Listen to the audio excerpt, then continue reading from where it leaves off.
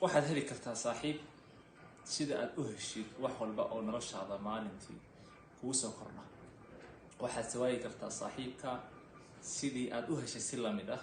waxyaabaha aad ku waayi kartid saaxiibkaaga waxaa ka mid ah wax walba oo saaxiibkaagu uu dhibsan karo. waxaa ka mid ah waxyaabaha saaxiibada lagu waayo. kow waxaa ka mid ah ballandarrada.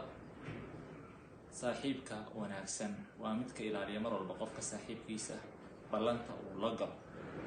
sidoo kale saaxiibka waxaa lagu waayi karaa in aad been u sheegtid oo wax aad kula ballantay oo idinka dhexeeyay uu kaa waayo.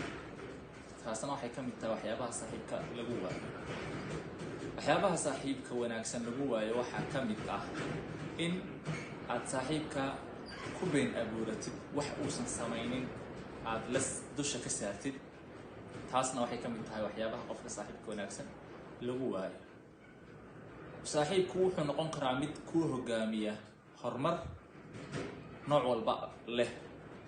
horumarka ugu weyn qofka muslimka la rabo inuu ku dadaalo waxaa ka mid ah in uu helo ama uu saaxiib ka dhigto qof asaga kaga horeeya cibaadada. waayo saaxiibka cibaadada kaga horeeya waa hubaal in uu ku geyn doono ama uu sabab u noqon doono in Ilaahay subxaanahu wa ta'aala haddii uu maaragtay markii la geeriyooday kadib aad jannada ku kulantaan. tusaale yar haddaan soo qaato waxaa ka mid ah saaxiib wanaagsan oo uu qof kasbaday. Nabi Maxamed calayhi salaatu wasalaam ayaa ah qofka ugu wanaagsan ee aan u baahannahay inaan ku dayano.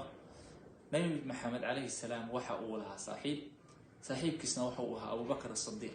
Abubakar as-Siddiq saaxiibka ugu wanaagsan ee lagu dayan karo ama tusaale laga qaadan karo ayuu ah. waayo ma ahayn mid kaga hara saaxiibkiis ama Nabiga calayhi salaam nolosha nooc walba oo ay tahay uu la soo maray. marka waxaana laga rabaa in aan yeelano oo aan ku dadaalno saaxiibadeen hanashadooda. sidoo kale saaxiibku waa hantidaas haddii aad ilaashatid saaxiibkaaga wanaagsan waa hubaal inuu ahaan doono saaxiibka horumarka noloshaada qayb fara badan oo ka mid ah qaata. intaas waa video yar ah oo aan jeclaystay inaan idinla wadaago. aad baad u mahadsantihiin. assalaamu calaykum waraxmatullahi wabarakaatu.